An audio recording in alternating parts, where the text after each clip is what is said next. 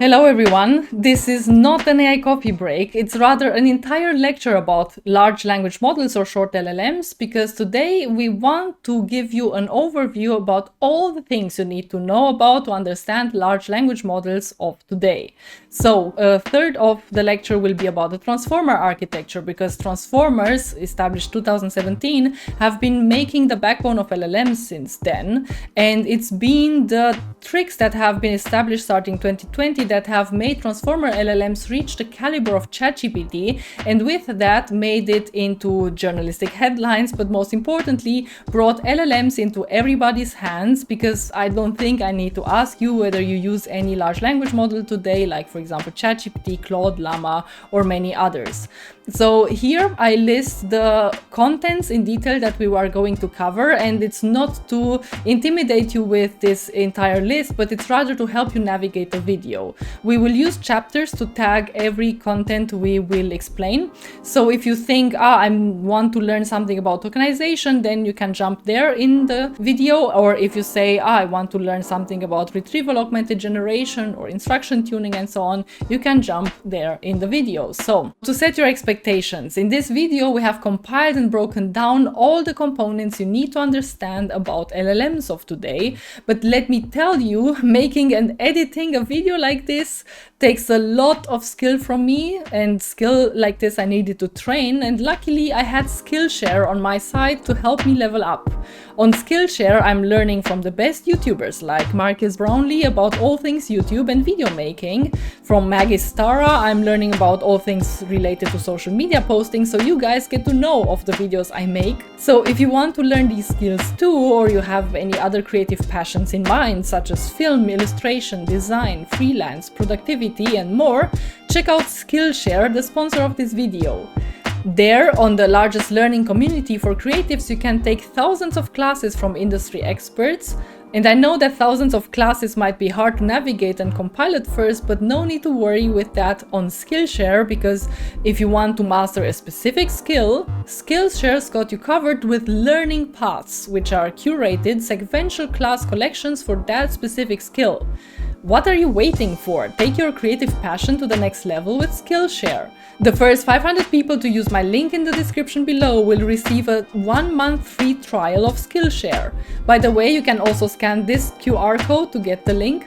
Get started today with Skillshare to get the skills you need for your creative passion. Now back to our lecture about large language models. Okay, so let's start explaining the transformer architecture. Transformer are stacks of identical transformer layers. Like in any deep learning architecture, we stack layer after layer after layer because we hope that we will get better output representations from input representations. For transformers, input representations are vectorial. In general deep learning, you can have vectors or higher dimensional vectors, namely matrices, or higher dimensional matrices, namely tensors. But for transformers, it's the easiest form you can imagine, namely these vectors. And we apply layer after layer after layer such that, hopefully, these representations in the end are better representations than the representations we have started with. What does it mean for representations to be good? Well, it means that here the solution space is representing obviously the solution to our problem.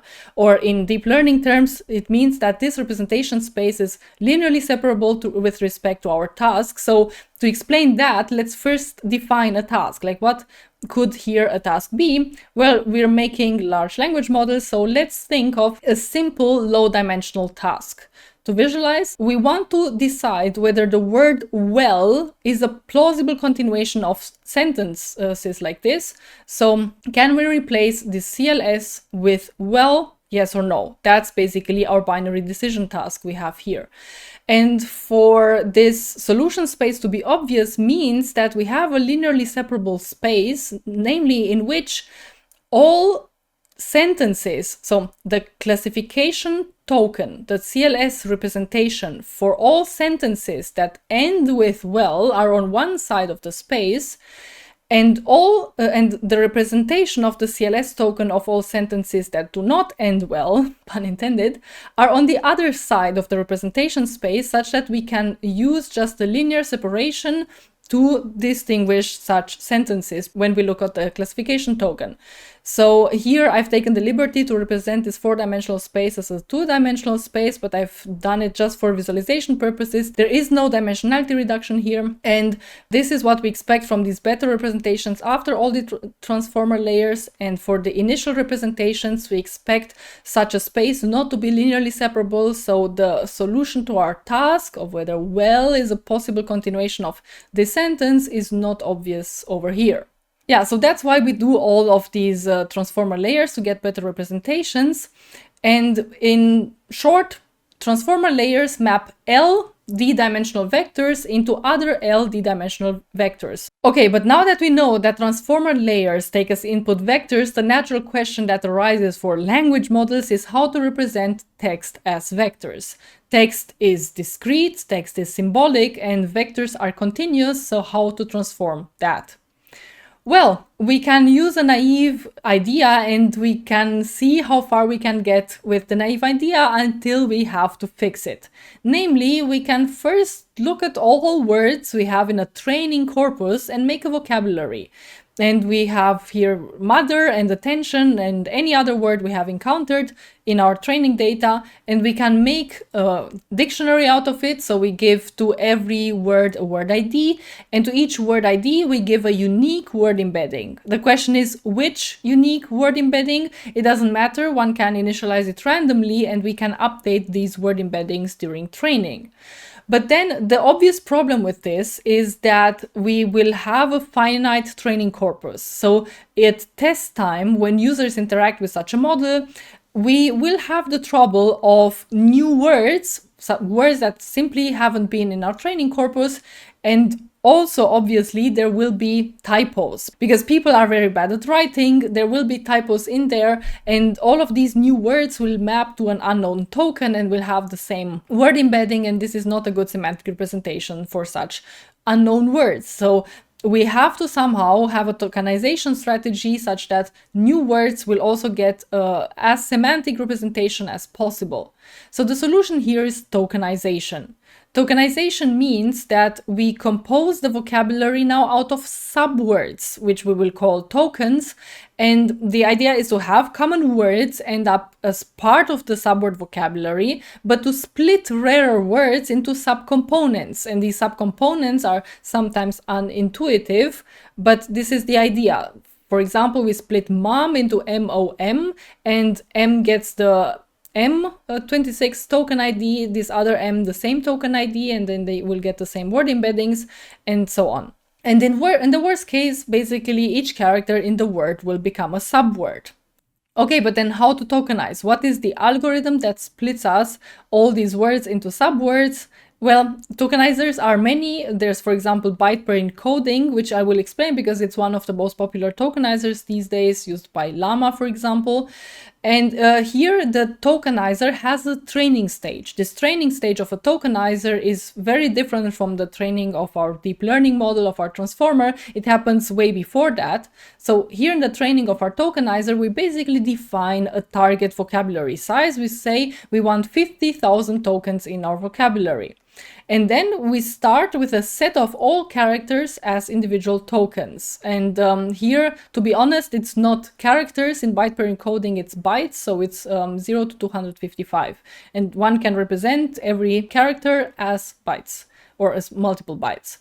And then progressively, we merge the most frequent token pairs occurring together in the training data and store the resulting new token and the merging rule, and the training is completed when the desired number of tokens is reached. So to encode text with such a trained tokenizer, BPE basically splits the input into individual characters, and as I said, it's not exactly characters, it's bytes, and then applies the lowest ranking merge rule until no more are applicable. And there's many other tokenizers other than byte per encoding. There's unigram, sentence piece, character-based, n-gram-based, and so on. And interesting, it's that for a while, research on tokenizers was kind of boring, not much was happening, but especially in 2024, the research on tokenizer has exploded, and especially there's many approaches now to be a little bit more tokenizer free. So, and if you're interested in that, I can make a dedicated video about that, so let me know in the comments. Okay, so now that we have an idea about how we can represent text as vectors, our transformer layers are happy, and as long as they get vectors as input, and we can see what this transformer layer is all about. So let's build the transformer layer from its fundamental components. We will start by adding a very familiar component to deep learning enthusiasts, namely the feed-forward neural network, also called vanilla neural network or fully connected neural network. So basically, this feed-forward neural network is applied to every token in our input, and it's always the same neural network that is applied to every token. And how does it look like? Well, basically, we have one multi-layer perceptron layer that is doubling the dimensionality of the input dimensionality, and it's followed by a jello activation. And then we have another layer here that is downsizing the input back to the original dimension. And most importantly is that there's here the concept of weight sharing, namely that we have the same weights that we apply to this token, the same weights apply to every other token. And this concept of weight sharing, maybe you know from convolutional neural networks, but it's basically a very important concept in transformers too, because if you share weights like this and you have the same neural network applying in parallel to each of these tokens, you can do all these computations of all these tokens in parallel. This is very much different from the recurrent neural networks that were processing the first token, and then the output of the first token somehow was going into the input of the second token, meaning that the second token had to wait for the computation of the first token to finish in order to continue processing, and then so on. So if you sequentially read Wikipedia, maybe you're done in a few weeks reading in such a way. So language models, before there were transformers, they were this recurrent neural network based, but they took a lot of time to process text like Wikipedia. And then when transformers came, they could run all these computations of multiple tokens in parallel, meaning that you could suddenly read Wikipedia in much less time than recurrent neural networks. And if you were like, oh, okay, after a few days, I've already read Wikipedia, then let's read some news, let's read some more articles, let's read books, let's read the entire internet. So the architectural superiority of transformers is basically this parallel computation that allowed the transformer neural network to see much more data in a much faster time than recurrent neural networks did before. And usually for these networks, the more data and the better data you can ingest, that's where the capabilities of the models come from. So this is here the important concept of weight sharing and of parallel computation in transformers. So now we will close this visualization here, and we will summarize all the weights that we have seen before in such a box for the feed-forward neural network. And now the question is whether we're done with our transformer architecture.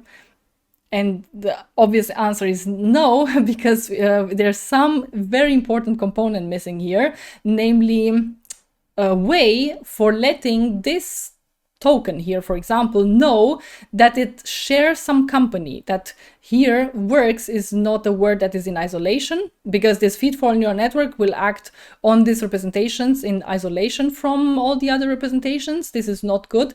This representation cannot be a better representation of works because it has no notion of the company it keeps. And it's a very important concept in distributional semantics that words are very much defined by the company they keep. So we need a mechanism to let information flow between tokens and let tokens and representations know of the company they keep. And for that, a mechanism that is very much used by the transformer is the self-attention mechanism. Self-attention is a weighted averaging, but it's a very important weighted averaging because it's a data-dependent weighted averaging. So self-attention basically tells us that to compute a representation of this token, we will get 80% from this token, 15% of this token, and 5% of these tokens. And it will do this weighted averaging here.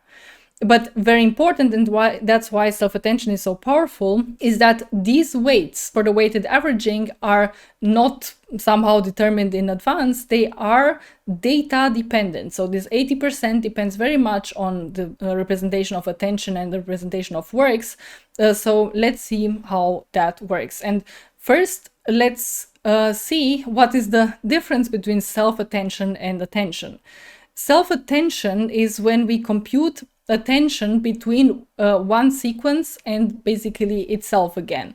So here, for computing attention for the token it, we will look at all tokens in the same sequence and see that, okay, we have to take in our averaging a lot of the value of this one and a lot of the value of this one and not so much of the others. That is self-attention, when we compute attention in the sequence within itself. But then attention is when we have the same mechanism basically, but between a sequence and another sequence. And here attention, for example, is very much used in machine translation, where we have the sentence in one language and the same sentence in another language. And here we compute how much, for computing the representation of this one, we have to take information from this other sentence. Okay, but here in the normal transformer layer, we have self-attention, and self-attention basically tells us how much we need to do data-dependent weighted averaging. So let's see how we can compute this data-dependent weights for this averaging. And this is basically just a lot of linear algebra, which I know it will be a little bit complicated, but we've tried to make it as simple as possible. Okay, so for that, let's zoom into self-attention. In self-attention, the first thing we need to do is to take the representation of a token, x1, and multiply it to a so-called query matrix. Now, the question is, how does this query matrix look like? Well, it has to have the right shape, but other than that, it's randomly initialized, and then the process of learning and stochastic gradient descent will update the entries of these matrices. So we have the query matrix, and we multiply it to the representation of our input token, and we will get a vector called query. And we do the same thing. We apply the same matrix, again, weight sharing. We apply the same query matrix to all the other representations from our input. Then we're done with generating our queries. So now we have queries for every input token. Now we'll go to keys. So now we will have a different matrix called a key matrix with different values than the query matrix, also randomly initialized, and it will be learned during training, that we will multiply to the representations of our input and we'll get keys. So here is the key for the second token and so on. And then if we're done with that, we'll also take a value matrix and we'll multiply to all the input representations, and then we'll get values for each representation in our input. Okay, and maybe you have already noticed the mistake that was here in the slide. If not, I'll fix it for you right now. So here, to really get the multiplication right, we need to put these matrices on the right, otherwise the multiplication doesn't work. But in any case, after we do the multiplication right, we will get this query, key, and value matrices for each of these input tokens.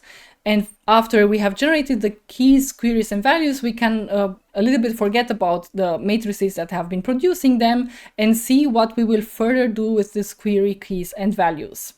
For the sake of the visualization, let's see how we can compute attention for this word now works, but we can do it the same for attention, and usually in a transformer, one does it for every input token, but just to simplify the representation, we'll do here for works.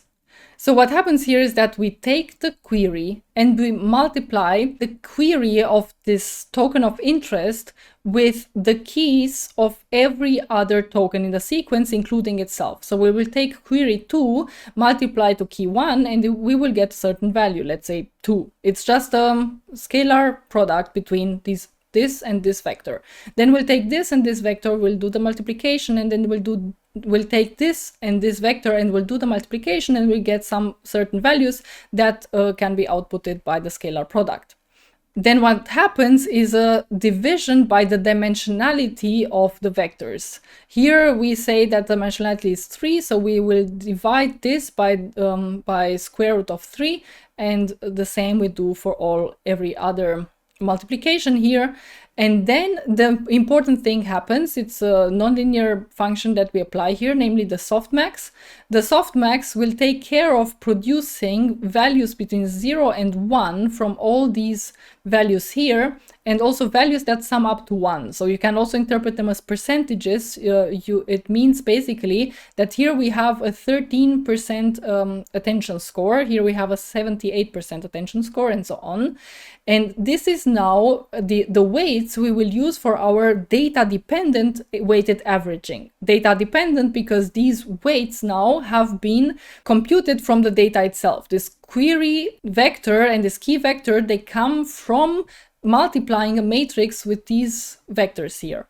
So now we're ready to do the data-dependent weighted averaging. We take these weights here and compute a weighted sum. So to get a new representation for works, we make a weighted sum of the values of each of the tokens by using the weight that we have computed for that token. So here 13% is for the first token, so we will take 13% of the value of the first token, we will take 78% of the value of the second token, and so on.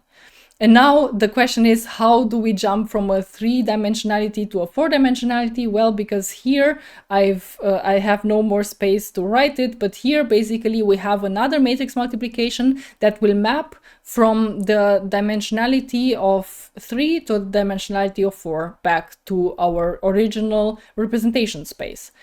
So that is basically what happens in self-attention. We compute new representations for the token works by taking the certain amounts of weights that are data dependent, that have been generated by multiplying query key and value matrices to these vectors here. We add the values of these tokens up with respect to the coefficients here that we have calculated, with the weights that we have calculated, and we will get a final representation of works, the same. So here the final representation is the final representation that we will get out of this self-attention layer. And what we did for the token works, we can do for every other token. So after the self-attention layer, we will get new and better informed representations for every other token. And now these representations are better because they're informed by the company they keep. Okay, so this was the self-attention mechanism. And after we have understood this, we can ask ourselves, are we done with the transformer architecture? And the answer is not quite, because something is missing, something very important is missing. Because if we look at the representation of this CLS token here, when we have as input works attention, it will be the same as when we have the input attention works. And the question is, how can that be? Well, it can be because this feed-forward neural network will do its computation independent of every other token. And it can also be because the self-attention mechanism here is basically commutative. It's permutation invariant because we have here a summation which is commutative. We have here these multiplications which are again commutative. So all in all, the self-attention layer and the feed-forward neural network, all in all, they're permutation invariant, meaning that the result here doesn't change with respect to the order of the input sequence. And this is bad because language is very much dependent on the order of the sequence. It's not the same in other modalities, but in most modalities like language and images, order matters. If you scramble up the order of pixels in an image, it won't be the same image anymore, and you won't understand that it's a cat over there. So we need a way to somehow tell the network that this is the first token, this is the second token, and this is the third token. And this is exactly why positional embeddings are a very important part of the transformer architecture. So what are these position embeddings? So here we have the semantic representation of the token. And here, the position embedding is basically like the house address. So if we say we are on street number 1. And very important is that if here we have a different word, the semantic embedding will change, but the position embedding will stay the same. This position embedding will also always comes to anything that will be on the first position. And then we have another position embedding, other values here for the second position, and so on. So how do these position embeddings look like? Well, in the attention is all you need paper, the one that introduced the transformer, the position embeddings were sinusoidal. And the sinusoidal positional embeddings give a different value for the dimension of the vector, depending on the index of the sequence. Here you see there are some sines and cosines. The question is why sines and cosines? Well, because they have this nice repetitive structure, and the idea is that eventually they will start repeating, helping with out of distribution length. So if you, for example, trained your transformer with a maximum sequence length of 1,000, there were no longer sentences or sequences in your text than 1,000, then if you go to 1,001, the positional embeddings might be out of distribution. But here with sines and cosines, hopefully they will not be out of distribution because they will start repeating eventually. Unfortunately, this doesn't work that well with generalization, but in any case, that was the idea behind sines and cosines. And then you can ask, why is here a division by 10,000? Why do we have to have this power of 2 and so on? And the idea is that, well, I mean, there are some heuristic behind this, but mostly it's 10,000 because 10,000 works well in the experiments. And why not another value? Well, there might be another value with other hyperparameters. So here the idea is to why let us humans engineer nice positional embeddings when one can also learn positional embeddings from the data. So in the same way in which we update here the semantic embedding every time we will compute a loss function, we also update the position embedding for number 1 and then for a positional embedding for number 2 and so on. So that's the idea of learn position embedding. They are very popular for vision transformers, for example, so transformers that work on image data. Then there's also rotary positional embeddings, which are very popular for large language models right now, which have a huge inspiration in electrodynamics. Basically, their idea is of a linearly polarized electromagnetic wave, so a little bit like the science here, but then they will be passing a quarter wave plate at a 45-degree angle, and then this wave will get a rotation, will get a phase shift. So that's basically the idea behind rotary positional embeddings. If you're interested in it, read more here. It doesn't matter how you do it. What you need to have is a way to represent position. So as long as you have a position that doesn't change here, when the semantic changes, it always stays the position for 1, you are good to go and have transformer architecture where you have broken the symmetry of permutation invariance. Now you don't have permutation invariance anymore, and now you will be able to encode order. And with that, we're almost done, because all we also need to have is these residual connections, which maybe remind you of ResNets, maybe not. But here the idea is to take the input to a sublayer and add it to the output of the sublayer again. And we do this for the self-attention sublayer, we do this for the feed-forward network sublayer. And because we're adding here all the time these results of the layers to the input again, we will get always larger and larger and larger vectors with each increasing layer, which will become a problem eventually, because optimizers of today work very well in the range 0 and 1, but if you have numbers that increase and increase and increase, they will eventually be larger than 1. So the idea is here to normalize after adding these vectors such that we stay in the range 0 and 1. And you can ask, why do we have these residual connections? Why do we even add them? Well, they help against vanishing gradients, because let's say here that on this branch we have a vanishing gradient during backpropagation. It will not vanish eventually because we have this residual connection which we can use to skip the vanishing gradient with. And also because we're always preserving information from the layer from above when we get the output of a sublayer, this helps increase the depth of the transformers. So we can add more and more and more sublayers and layers one after the other, meaning that we will get deeper and deeper layers. Deeper layers means that we can make the representations better and better and better, and break down the problem of getting better representations into multiple steps instead of just a few steps. And if you ask how large are or how deep are such transformer networks, well, I mean 6, 12, 24, 48 are common number of layers for transformers. But if you want a very deep transformer, there's a paper scaling transformers to 1,000 layers that basically increase the layer depth to 1,000, but of course had to decrease this hidden dimensionality quite a lot to still fit it into modern GPUs. So this was the transformer layer with all its important components, the semantic representations of every individual token in our input sequence, then the position embedding, the self-attention layer that will contextualize these vectors, will basically get us better vectors that are informed of the neighborhood of the company that the token keeps. Then we have this residual connection. We add the input to the layer back to the output of the layer. We need to normalize to keep values between 0 and 1. Then we have the feed-forward neural network that will process these tokens individually. We have the residual connection where we add this input to the sublayer to the output again. Again, we need to normalize. And these are the outputs of the transformer layer. And now the question is how to generate language from this, how to learn these vectors. This is what we'll discuss in the next chapter of today, namely the architectures of large language models.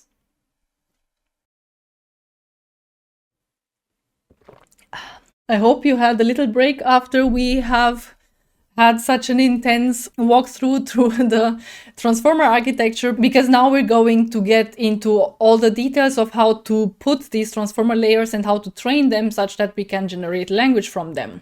So let's talk about the two main ways of doing self-supervised learning on text. Self-supervision means that we don't have humans annotate our data. We don't have, for example, labels. We don't say this sentence here is positive or this sentence here has a negative sentiment. We just have data. We just have text lying around, and we use the data itself as labels to learn something from the data. And for the simplicity of the argument, let's imagine that our entire internet that we will train on is just composed of the sentence, "the cat sat on the mat." And we want to do self-supervised learning on that.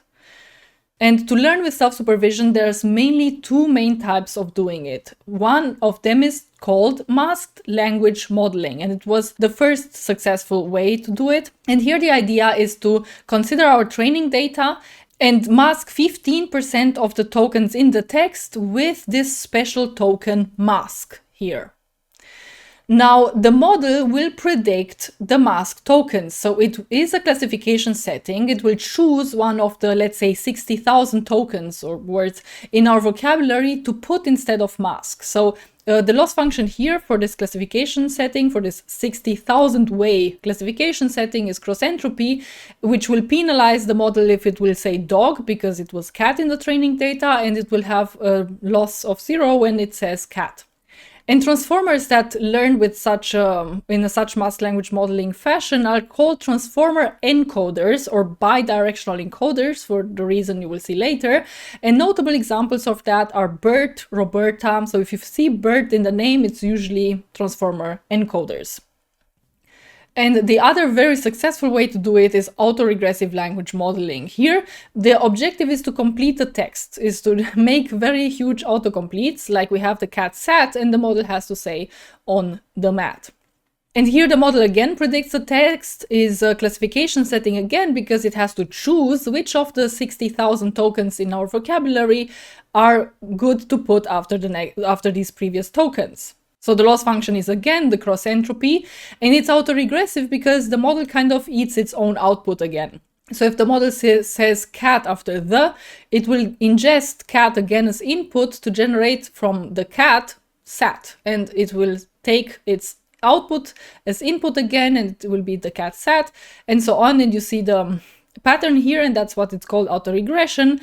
And transformers which implement such autoregressive language modeling are called transformer decoders, or also autoregressive decoders, or also causal transformers, for a reason that you will see in a bit. And notorious examples of this are the GPT family.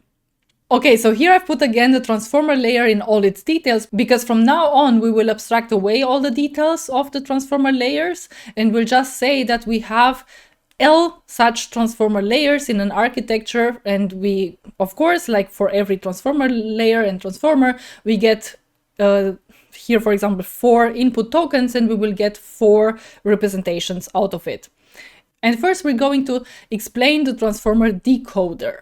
So how does a decoder generate language? Well, it has here a linear layer. And why is it linear? Because what we want to do in deep learning is to apply all these heavy layers such that these representations have the solution obvious. Obvious means we just need a linear decision to decide for the answer to our problem, here generating the next token. So we have a linear layer that will produce probabilities for each of the 60,000 tokens in our vocabulary. Here I didn't list 60,000 tokens, just a few of them. So how exactly is this done? Because training and inference, so test time, are very different, I'll go one by one and first start with training. How is this thing training? In training, we have the entire sentence or the entire sequence. We take chunks of text from the internet and we put them all here. Here we imagine that our transformer can just take a maximum of 4 tokens, but usually these transformers can take 512 for the BERT model, or 1024, or 128,000 for the most modern LLMs. But because we have this entire text and we want the transformer decoder to predict this text, we kind of mask it. It's called causal masking, namely, in the self-attention layer, we put the self-attention scores of the entire future to 0. And we focus, for example, here on the first token. From the first token, we want to produce the next token. So we ideally want to predict cat. That's what we train the model during training to do, is to take the first tokens and predict the latter tokens. So we have the input we have the L transformer layers, which will act on this input token, will get a better representation, and then because it's better, we just need a linear layer which will map to a dimensionality of V. So if V is the size of our vocabulary, let's say 60,000, this here will be V dimensional, and these entries here are called logits. We have as many logits as we have entries in our vocabulary. And from these logits, the softmax function will produce values between 0 and 1, which we can interpret as probabilities because they sum up to 1. And again, from the softmax, we will get here a huge probabilities vector, which is V dimensional. Okay, so after we have this output, we are ready to compute a loss function. And we are here doing self-supervised learning, but self-supervision is a way of supervision. So yes, the model produces these logits. We have the softmax for the probability, and then during training, we can compute the cross entropy, and with this cross entropy, backpropagate and learn something. So here for the cross entropy, I've written the formula, but I've also written some code, because in code, usually it's more clear what happens. So let's assume that we have a vocabulary of size 5, and the probabilities that we want to have during training are the following. So let's suppose here we wanted to produce cat. Let's say that cat is the second token in our vocabulary, and the second token gets a probability of 1, and everything else gets a probability of 0. And the outputs of our model are, for example, these ones. And the cross entropy will look at this entry and at this entry and will penalize the model if this entry is not also 1, like this entry is. Now, the question is, why does the cross entropy only look at these entries to push this to 1, but it doesn't look at the other entries to push them to 0 as well? What do you think? Well, you can pause the video to think about this. I'll give you the answer now. The answer is that here these values are produced by a softmax. Softmax makes all these values add up to 1. So if we have here an entry of 1, all these values automatically have to be very small, namely 0. So it is enough to push this probability here to 1, because the softmax will take care of these probabilities being 0, like we have it in the true distribution. Okay, so this is what the cross entropy does. And after we have computed the cross entropy for the probabilities that the model has set for cat from the token the, we can run backpropagation. Backpropagation means that we update every updatable weight in our transformer. The softmax is a fixed function, but we will update the linear layer. We will update the L transformer layers with all of their sublayers. Namely, we will update the feed-forward neural network. We will update the query and key and value producing matrices in the self-attention. And we will update the positional embeddings if we learn the positional embeddings. And we will update the semantic embeddings of the token the. Okay, and after we have done that, we can unmask the next token, and from the representation of the token cat, we can predict the next word, hopefully sat. So that's what the transformer learns. So again, we will apply these transformer layers onto these tokens. We will get the representation here. We will apply a linear layer, a softmax, and compute the cross entropy again. And then we will do backpropagation, updating this, updating the transformer sublayers and everything else.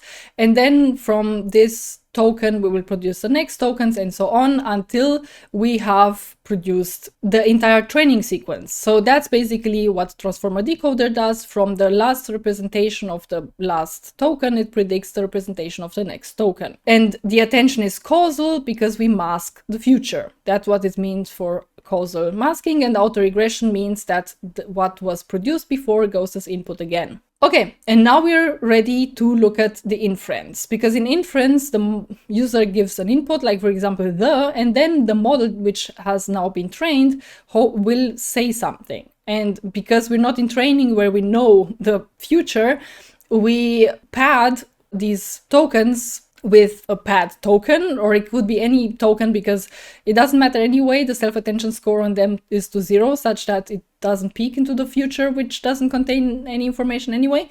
And from this we will take the representation and predict with the linear layer the next token. And hopefully the next token will be cat. It could be also another one, but doesn't matter. We will predict probabilities, and from these probabilities we will choose a token and predict until we are done, until we have reached the maximum sequence length of the transformer, or until the model has predicted a special token, namely end of sequence, because that's what happens during training. After a chunk of text from the internet has ended, one appends an end of sequence token, such that the model learns that, okay, sometimes it's time to finish the sentences. But we haven't explained yet is namely how we choose a token from the probabilities that the model has predicted. Well, a simple strategy would be to do the so-called greedy decoding. Greedy decoding means that we look at the highest probability among all the 60,000 tokens from our vocabulary and take the token with highest probability, and then we put it here. Well, but this is not necessarily a good strategy. It's called greedy for a reason. Namely, the problem with taking always the highest likelihood is that it will produce very boring text. It will produce very probable text. And interesting thing about human text, or text that humans like to read, is that it should be half surprising too. It shouldn't be very high probability all the time, because if you tell me something I'm not surprised by, that has very high probability, I'm not feeling informed. But if I'm half surprised and half the time I also know what you're talking about, then I can understand you, but then I'm also motivated to read that text. So it should be this fine line between surprise and also having high probability things, such that I feel at home and I know what you're talking about. So there's many better ways than greedy decoding to choose tokens from this probability distribution, like for example top P sampling, or beam search, or speculative decoding and many others, but to get into all of the decoding strategies would make this video even longer than it already is. So let's just say that we are always taking the highest probability token, and from this highest probability token we put it here and can generate from it next sequence and so on. So that's basically a transformer decoder. So now, after having learned about the decoder, obviously there's also an encoder. And for the encoder, I'll increase the sequence length a bit just to make the point of what the transformer decoder learns on. But it doesn't mean that transformer encoders usually have longer sequence lengths than decoders. It's just for visualization purposes that I've written as input a sentence and another sentence. And then a transformer encoder is a little bit more simple in visualizing, because what it basically has to do is to predict these mask tokens. So it has to choose among the entire vocabulary what is a good replacement for the mask token. During training with cross entropy, we will encourage this choice to be exactly what was missing here, and during inference we will take whatever, with our decoding strategy, whatever the model will predict. So for this, to predict what the mask token stands for, it uses a linear layer, and this linear layer we will call the mask language modeling head. And we call it head because it's different from the classification head, which is acting on this other special token, namely the classification token. So it's a different linear layer that will do whatever the job of the classification token was during training. Here for BERT, for example, for the BERT transformer encoder, the job of the classification token is to say whether the first sentence and the second sentence in the input are plausible continuations of one another, or whether they are taken randomly from different places in the training data set. So it's a binary classification layer with a yes or no, is this a plausible continuation? So it's again something that we will learn via cross entropy during training and adapt the linear layer and the transformer layer parameters and so on. And of course, the obvious question is, what does this even learn? Like, is this mask language modeling enough to learn something meaningful about language? Well, it is, because there was research that basically looked at what these transformer layers learn from getting to output from the input. And basically they see that the first layers learn part of speech. So basically the first layers know for tokens in the input whether they're verbs or nouns or pronouns and so on. Then the next layers learn about constituents, which are basically now groups of words that function as an entity, like for example the red ball in a sentence. Then there's more and more complicated things, like here it knows who did what to whom, when and where. Then coreference, like for example the cat sat on the mat, she was angry. If you know that she refers to the cat, then you did coreference resolutions, and then even more complicated things. And this is basically the classical NLP pipeline. And if this reminds you of the CNNs that rediscovered the image processing pipelines, then this is a good reminder to get, because one has also seen in convolutional neural networks working on images that the first layer learn basic things like edge detection and other edges and colors and so on, and then they combine these low-level features into more high-level features, and from the high-level features like parts of a cow until it finally knows that, yep, it's a cow. And here in these two visualizations, you basically see the difference between the classical machine learning, where one had to make these feature detection by hand, and also this feature detection in image processing. But now with deep neural networks, these weights, these layers, learn these features by themselves. They learn to detect these features just from data and doing a loss computation on whatever the output is, doing backpropagation, adapting of everything on a lot of data. Okay, so now that we have learned about encoders, we have learned about decoders, you shouldn't be surprised that there is an encoder-decoder architecture too.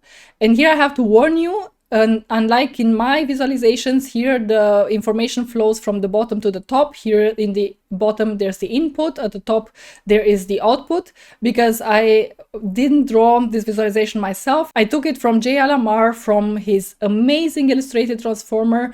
I would encourage you to check it out to understand and have visualized all the transformer components.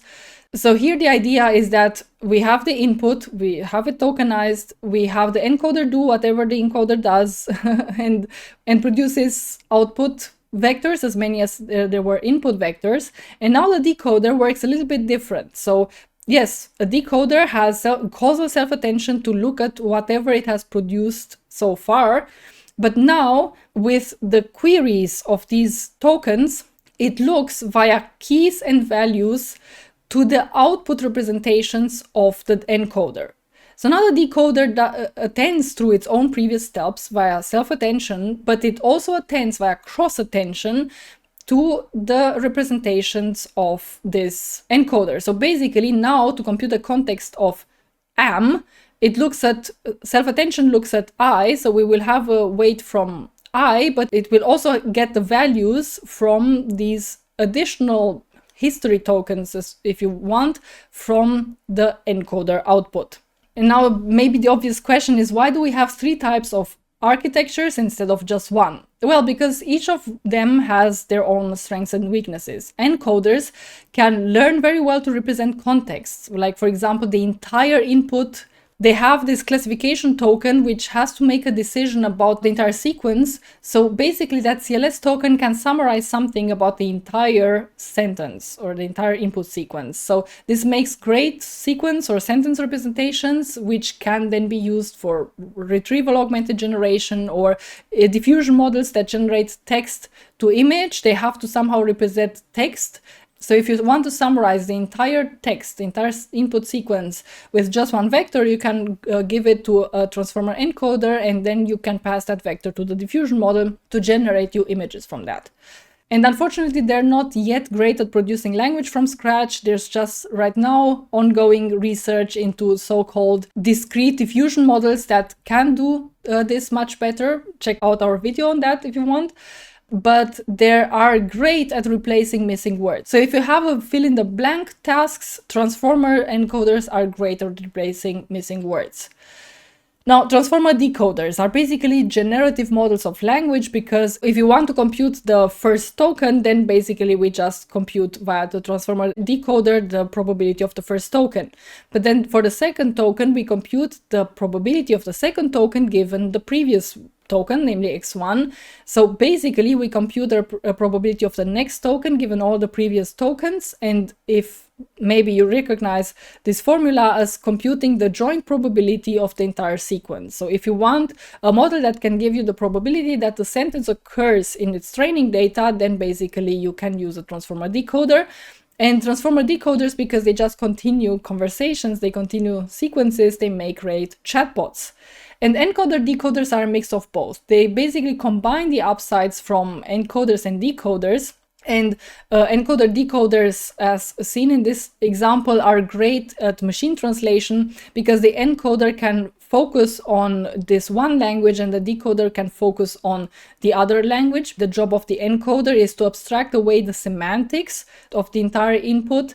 So basically abstract away the language-specific things and summarize the semantics, and then the decoder takes the semantics and generates tokens in another language entirely. So yeah, it's basically a great architecture, but it has some problems because it brings the training instabilities and complexities from both, thus they're harder to scale. And as you can see also from the evolution of LLMs in this tree, where here you can see the encoders, here you can see the decoders, and here you can see the encoder-decoders. And interestingly, transformer encoders exploded and were quite popular for a while, but then not so much happened in the transformer encoder space. Transformer decoders first were quite shy, but then since GPT-3 they have exploded. And when I mean exploded, I really want to say that this is just a tiny little subset of all LLMs that we have today. And then transformer encoder-decoders basically appear all the time from time to time, but it takes a while until somebody manages to scale these things very well to larger and larger sizes. You really can see that these are easy to do. These don't scale that well as decoders do, and decoders are very useful for language models, and these models are very hard to scale. So with this, we have reached now the end of the first part of the lecture, where we have discussed the transformer architecture established 2017. And then we had this brief overview of language models architectures. We have looked into encoder-decoders and encoder-decoder models. And now we're ready to go into the things that have made large language model decoders cool, namely prompting, post-training, and I also want to tell you a little bit of benchmarking. So grab a cup of coffee, because we will go on to the next part, which is all about prompting. So if you're interested to know about any of these types of prompting, we got you covered. But what even is prompting, and why do we need to prompt large language models? Why can't we just use them out of the box? Well, let's see. We assume we have trained a transformer decoder on the entire internet. And we think that LLMs, so transformer decoders, if trained on lots and lots of text data, can solve multiple tasks. And this is plausible, because if we have a large language model and we give it a certain input, for example, if I will take this cup and I grab the cup with my hand and then I will open my hand, the cup will fall. So if we'll predict this next token fall, and it will not say the cup will jump out of the window, the cup will spontaneously dissolve or anything, it will say fall, then we assume that the model has learned something about the world. And of course, there's discussion between intellectuals on Twitter whether this is understanding or whether this is not so much understanding. But of course, there's some level of understanding, a little bit of understanding at least, because language talks about the world and LLMs are trained on language. So if LLMs trained on language and language is about the world, by transitivity, the LLM will learn something about the world. Of course, there will be hallucinations and there will be things that we don't want to have, because the language we produce is full of lies, is full of fiction. So of course, this will not be perfect, but it will have some understanding about the world. And of course, you can argue of how much understanding that is, whether text is enough or not, but I hope we can agree for this lecture that there is some understanding, and it will predict about cups that fall, it will be able to predict about grass that is green, so it will be able to solve multiple tasks and not just one thing and one thing only. Okay, but now we want to get that expertise out of the language model. So we want to somehow make ChatGPT out of this model trained on the large internet. So we say we let it complete the following sentence. When was Einstein born? And now let's assume you are an LLM. What would you say to this sentence? Well, maybe you know when Einstein was born and you say that it's on March 14, 1879. But I'm a different language model than you, and I complete it like this. When was Heisenberg born? And you shouldn't be perplexed, because I was a language model I trained on the entire internet that was composed also of exams. And exams are enumerations of questions without answers. So a question is also a plausible continuation of a question given the training data of the model. And also it could just say, this question will come up in the science history exam. So given the training data of the model, these are all valid completions. But somehow we have completions we don't like and a completion we like. And prompting is all about increasing the probability of the completion we like. So be prepared for finding out what the greatest idea in scientific advancement in NLP was since 2017. Well, it was basically asking the model nicely to do what we wanted to do, namely prompting. So prompting is about finding good ways of presenting the input to the model in order to increase the probability of the expected answer. So what is the original machine learning way to increase the probability of the expected answer under a model? Well, it's maximum likelihood estimation, expectation maximization via stochastic gradient descent, so via adapting the model parameters until the answer is more likely.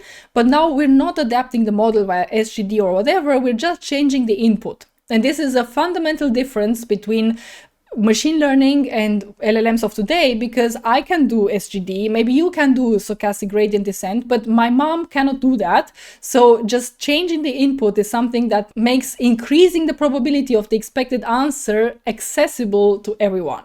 So let's give an example task. So let's suppose we're doing natural language inference and you maybe don't know what it is, and the language model also doesn't know what it is because we don't say it's natural language inference.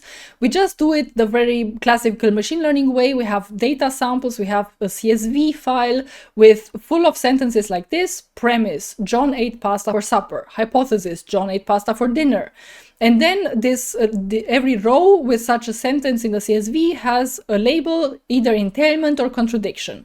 And in classical machine learning, we would train on the CSV a model that would get such sentences and will output either entailment or contradiction.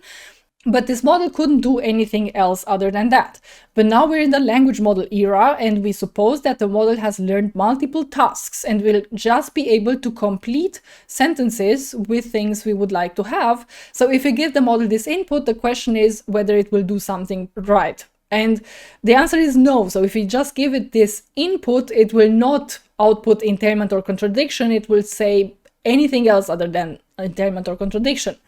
But if we verbalize the same example in a different way, and we say, suppose John ate pasta for supper, can we infer that John ate pasta for dinner? Well, now the next most likely continuation of this might be yes or no. And from yes or no, we can infer this label entailments or contradiction.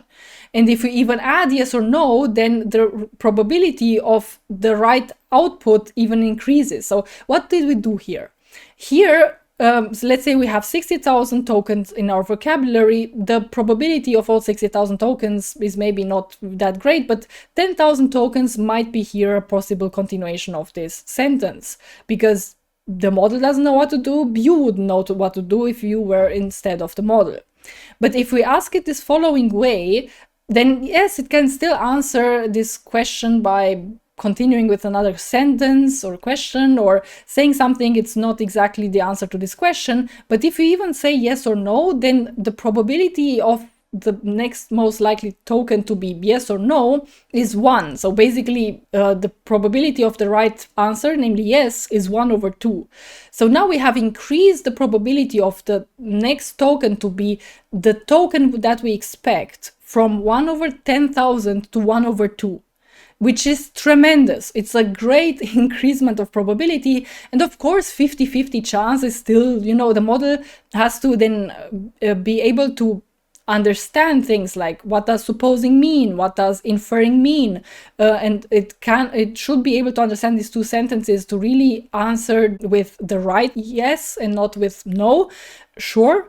But now the probability of the next token to be exactly what we want it to be is 1/2 and not 1/10,000. And we expect from a model that has learned something about things like this, like logic and named entities and so on, it will be able to answer correctly. And of course, there's not just one way to frame it, there's infinite ways to frame it. That's why there's this job description of prompt engineer, and some prompts work better than others. But this is basically the idea of prompting, of increasing the probability of the expected answer by just presenting the input differently. I would like to distinguish between vanilla prompting and prompt tuning. Why? Because maybe you don't like so much this vanilla prompting where we get this input and we do some prompt engineering and we get here a better way to say to the model, and then we tokenize it, the model will say the right answer, and this is maybe too much human intervention. And that's true. So maybe there's a more automatic way to do this prompt engineering, and it's called prompt tuning. Namely, here we leave the input as is, and of course if we tokenize it, the model will produce not the right answer.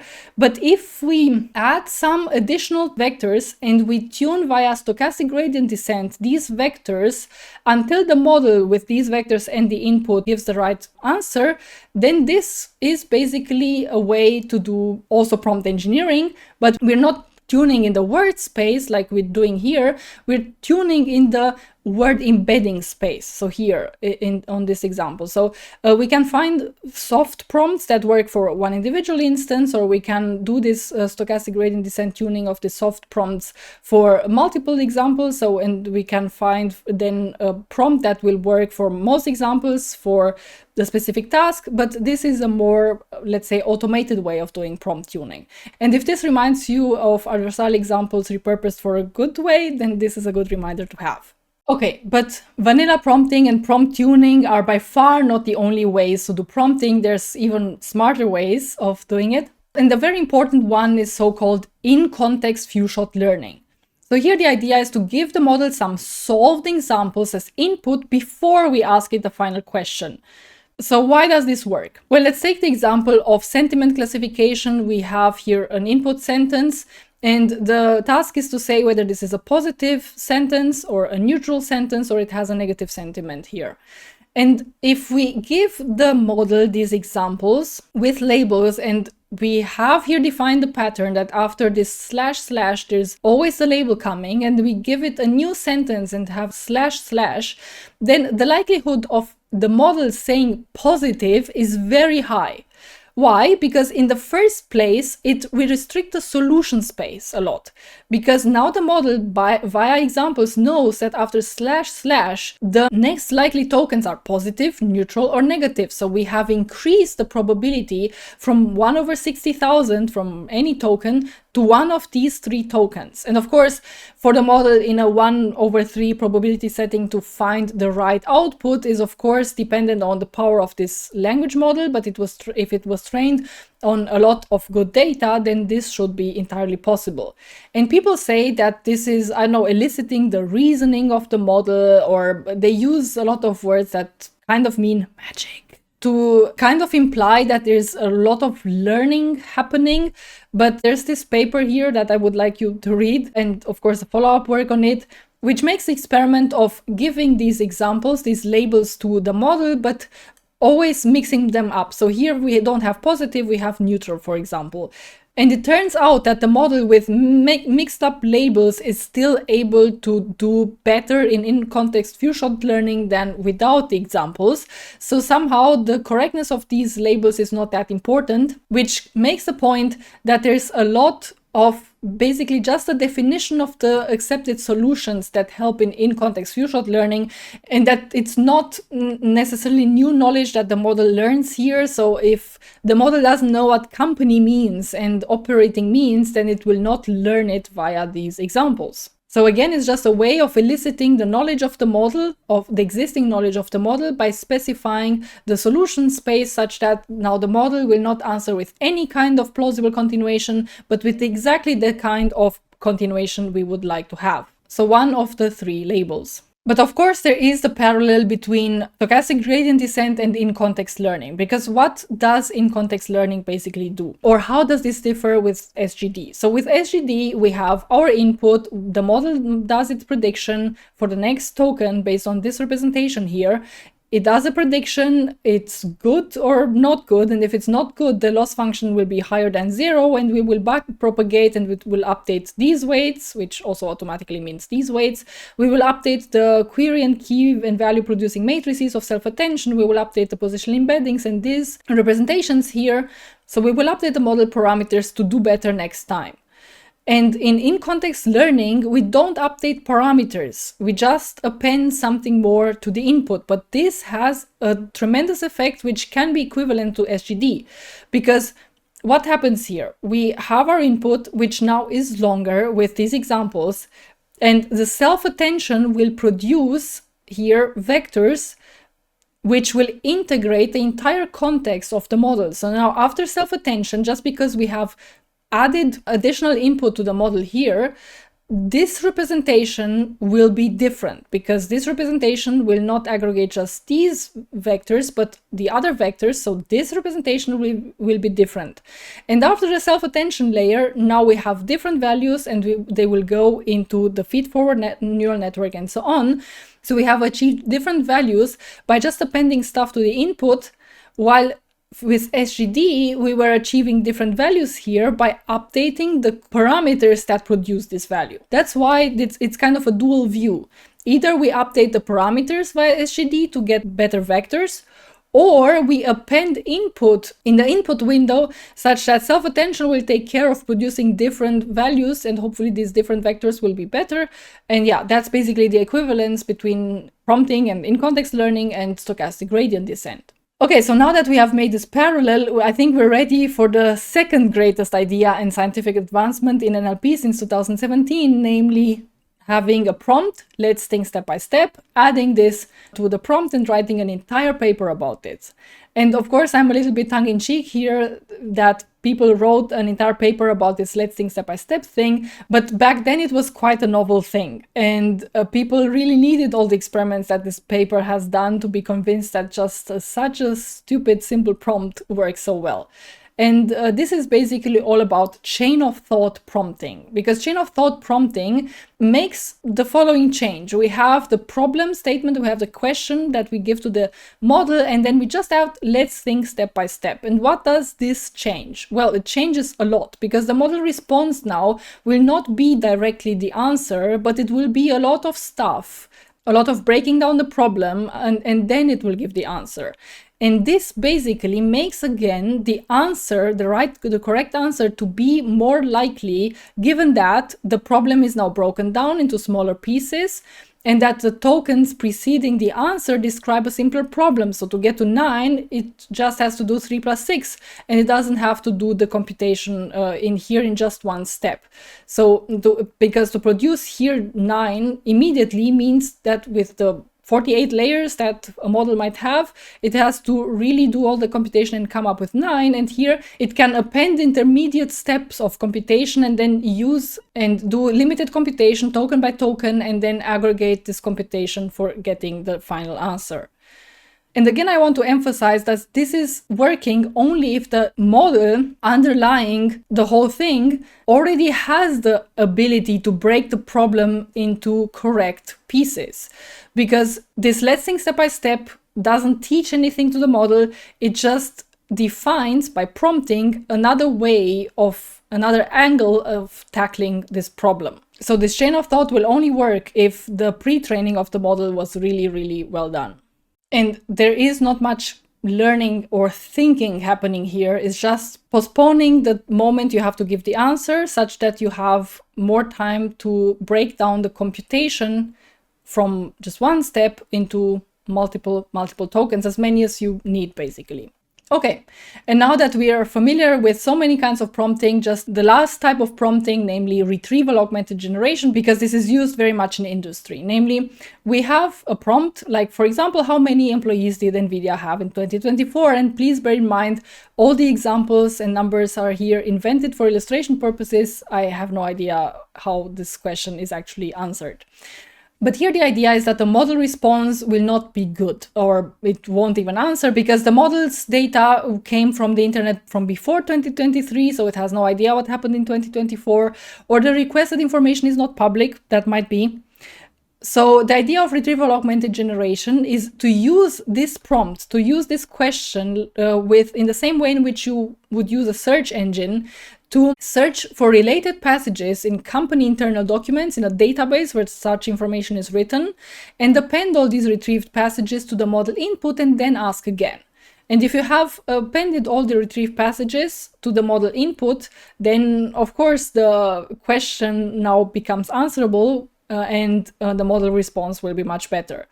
And of course, there's a lot of engineering that will go into this, and there's a lot of choices, and there's a lot of things that might go wrong. Here's just a very simple example, because in practice, it's very hard to do this semantic search to find these company internal documents, to find really relevant documents and not append a lot of garbage into this input. But here, simplified, I've just shown you the idea of retrieval-augmented generation to complete all types of prompting, which are this vanilla prompting, prompt tuning, in-context few-shot learning, chain of thought, retrieval-augmented generation. These are the most important types of prompting. And now, as an intermezzo, and to better see how these things evolved over time, I would like to do a small quiz. I don't know how many research papers you read and how familiar you are with their titles, but let's do a little quiz and see how far we get, and maybe there's a pattern we can extract from here. What models were introduced in the following papers? Improving language understanding by generative pre-training. Well, it was GPT-1. Then language models are unsupervised multitask learners. This was GPT-2. And maybe there's a pattern here. Language models are few-shot learners. Well, this was GPT-3. And then training language models to follow instructions with human feedback. Well, this was InstructGPT or GPT 3.5, and afterwards OpenAI kind of stopped producing papers for the language models, which is sad. So yeah, but why did I show you all these papers? Well, basically because there's some things I want to highlight. Generative pre-training, GPT, this is basically the idea of a transformer decoder. Then multitask learning is the idea of having a good GPT, a good transformer decoder trained on a lot of data and being able to do a lot of things and not just one dedicated thing. Then few-shot learning, which is the idea of prompting with in-context few-shot learning. And then the last bit that we still need to discuss today is training language models to follow instructions with human feedback, because this is the last bit we really want to cover to know about building modern language models, namely this post-training stage to do instruction tuning and preference tuning with human feedback. So why do we need this entire post-training of LLMs? Well, let's get back to the problem that we have a language model that pre-trained on the entire internet, but what it says does not align with what we want. And that's why we do prompting. But if we were to train on such prompts, then we would make the model even more likely to follow these prompts, and we wouldn't have to prompt engineer so much. And this is the idea of supervised fine-tuning, or also called instruction tuning. Here, basically, we fine-tune, so it's post-training, the model on different NLP tasks described by instructions. So what's an NLP task? One kind of it is machine translation, where we translate from English to German, and we train, and it's, again, the supervised cross-entropy loss to repeat whatever is in this text. And in the classical machine translation setting, we would just have the sentence in English and then the sentence in German. But here with instruction tuning, we also let human annotators write such an instruction that describes whatever is solved here in this task. So please translate the following sentence from English to German is the appended instruction, and we give the English sentence, and the model is more likely to continue with the German sentence, especially if we train on this entire thing with cross entropy to make the model repeat this training data. And of course, one type of instruction is not enough, and one type of NLP task is not enough. So what people have done is they have gone through all the tasks and benchmarks and data sets that NLP people have been developing for years, and then they have collected instructions for all of them, and then on all of them they have post-trained the language model to make it an instruction-tuned model. And what are the gains here? Well, there are quite a lot. So if you just let the model autocomplete from just pre-training, they will not produce answers that are so preferred by humans. So this is basically scoring how much humans prefer the answers of such models. Then if you prompt, you get this code, and the larger the model, the better it responds to such prompts. But then if you tune on instruction data, the model is more likely to respond with what humans like. But to get the final edge and to really get a super powerful language model that makes a great chatbot, you need human feedback. So additional fine-tuning with human feedback. So how does training with human feedback look like? Well, basically, one collects a data set composed of the following thing: a question or a task, like translate from English to German, and then one possible answer given by a pre-trained model, or it could be also a human, and then another possible answer given by a model or by a human. It doesn't matter where that data comes from.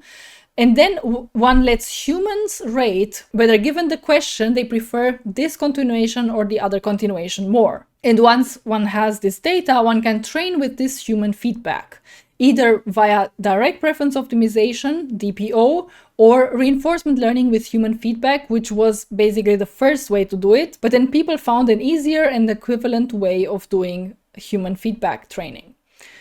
So what is DPO? Well, as I said before, we have a text, a question, and then an LLM or a human has produced these continuations, and then humans have rated which continuation from between these is better.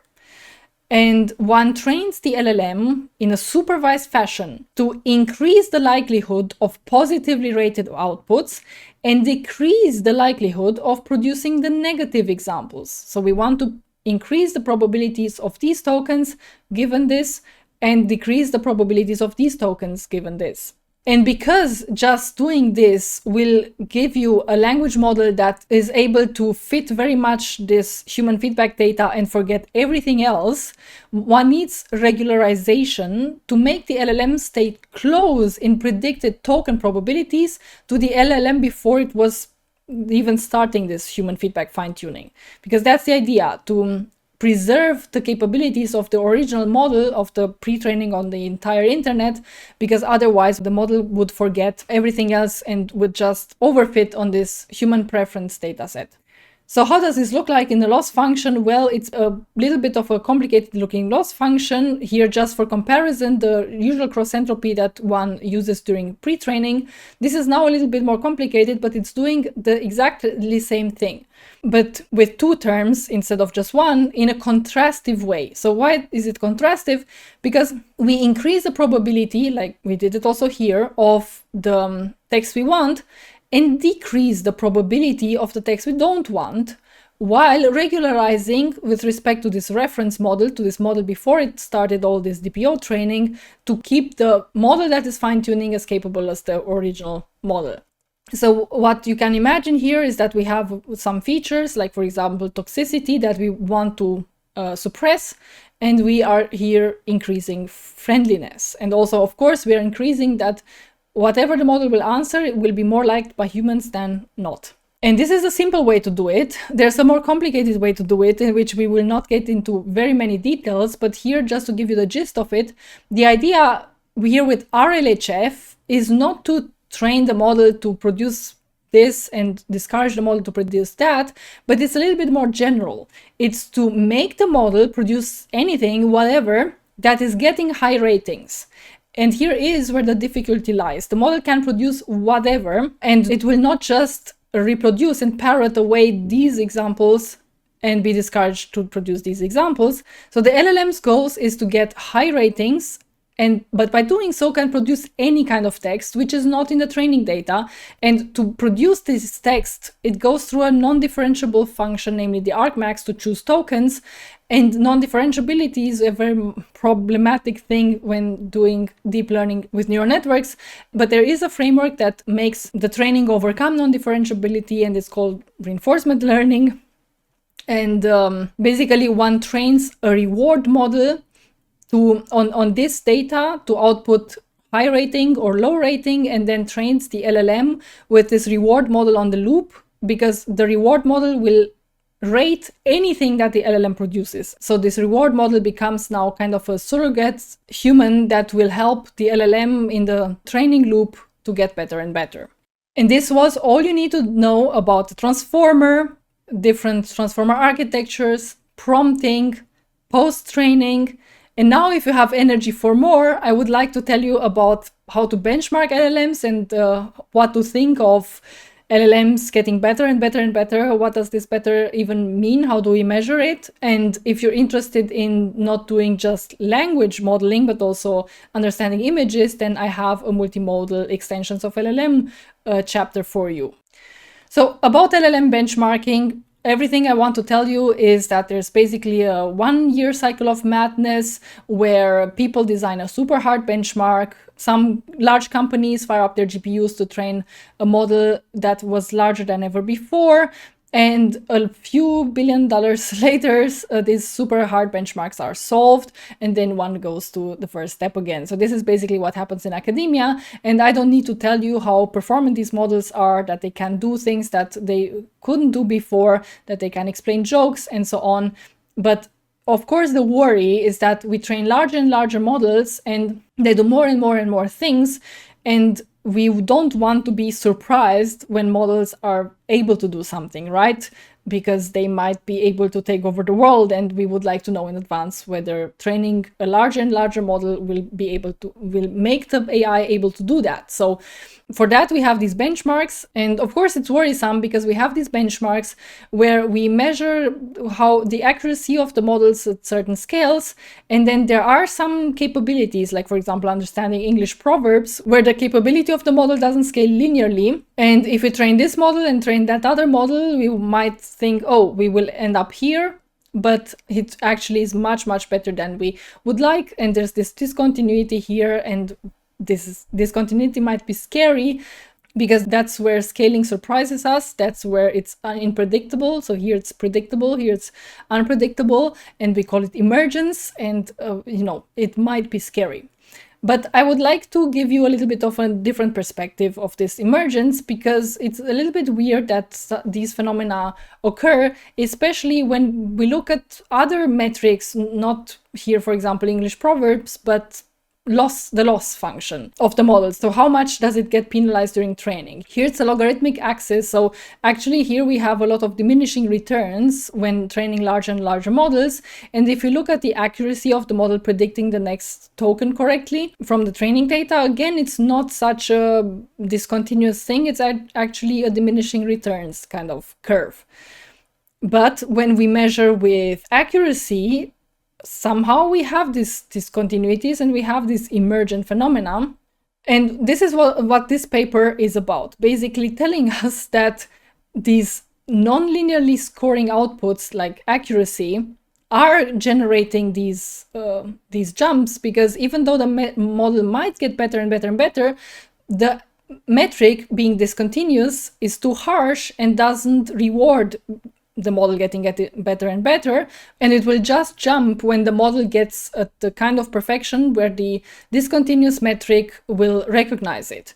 But if we look at more continuous metrics, not such discontinuous metrics like accuracy, then suddenly the emergence phenomenon disappears, or even we have a plateauing capability here. And that's why I wanted to present to you the findings of this paper. Of course, this is a little bit debated, and there's follow-up work on this if you want to read even more and get into the entire controversy. But that's what I wanted to tell you about benchmarking so far. Now we can go for the final stint of the lecture, namely to think about how to do multimodality with LLMs, or how to do any other modality other than language, because we have understood in this lecture now that we have this text, we tokenize it, and we can just do autoregressive transformers on it to predict the next token. But what if we also want to understand images? Well, images are not vectors, right?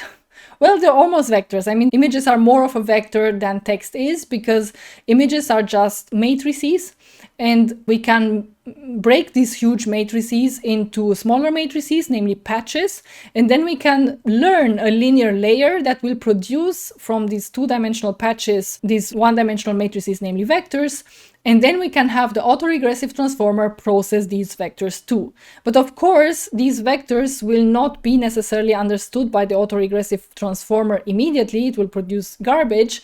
So if we want to make the autoregressive transformer understand these vectors, of course, we need to train something like adapter layers, or at least that's one way to do it. That's what we chose for Magma in our collaboration with Aleph Alpha back then, when multimodality was not a thing, or not as huge as today.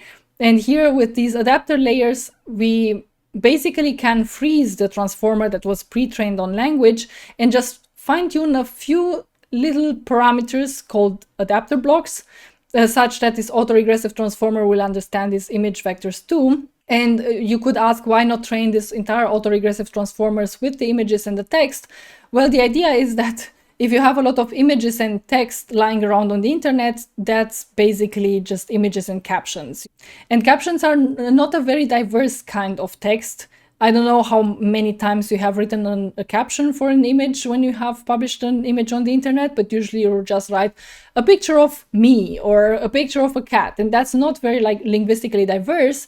And then the idea is to basically preserve the interesting linguistic capabilities of an autoregressive transformer that was trained on a lot of text data, of rich text data, and preserve the capabilities of language understanding, and just tune a few parameters such that it understands images as well, but doesn't have the problem of catastrophically forgetting rich linguistic information, because it now trains on boring images and captions. Okay, and now the obvious question is, can we forget about text entirely? Of course, and then that's basically a vision transformer, which can just take image patches as input and produce labels to do image recognition and whatever else.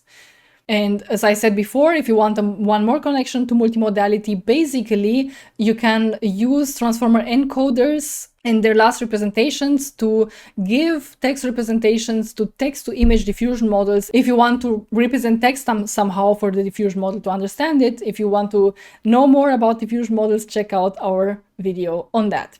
So just to give you a few last words about large language models and to summarize basically these two parts about the transformer architecture and then about this entire prompting and tuning on human feedback, I want to basically tell you that models are indeed cool, but that the things that go into the advancements starting 2021 are very much data and human-centered, like prompting, where we as humans bring our understanding about the problem and formulate the input better such that the model understands it. And we, as humans, annotate a lot of feedback to let the models further train and become even better. So basically, yes, models are cool, but their true power comes from data, from how clean the data is and how good the human feedback was. And here I would like to bring in Gopnik's parable of stone soup AI. This is basically a parable by Professor Alison Gopnik, who's a renowned cognitive scientist, which was adapting the stone soup parable to AI. And if you don't know what a stone soup parable is, basically there the idea is that you have hungry travelers coming to a village, but the villagers don't want to give them anything to eat because they themselves don't have much and there's a famine going around. So the travelers say, no problem, we don't need anything else, we just need some water and we need a pot to make our stone soup. And so they take some stones and some water and cook them for a while, and then they taste the result and say, this is a tremendous soup. It would just need a few more carrots and then it would be a perfect stone soup. So the villagers bring some carrots, then they taste again and say, it would be almost perfect, just a little bit more chicken and a little bit of tomatoes. And the villagers bring these things, and after a while doing this over and over, everybody sits down and they eat tremendous stone soup, right? So this is also what happens in AI, according to Alison Gopnik. Here the story is that tech execs come to a village and they will say, we will make amazing AI with just a few magical algorithms like gradient descent, transformers, next token prediction, but they would be so much better with more data and even more magical with human feedback, and even better if humans would learn to ask the question the right way. So of course, it's just magical AI from a few algorithms and data. So yeah, I loved listening to the stone soup parable by Alison Gopnik in Alexei Efros's talk at the HLF last year. So if you want to go to the original source, I put these links in the description below. Oh wow, you made it so far. I can't believe you made it until the end of the video, because I'm myself a little bit tired of recording for so long. I'm not used to making such long videos. But if you stayed until the end, it means you're as passionate about large language models as I am.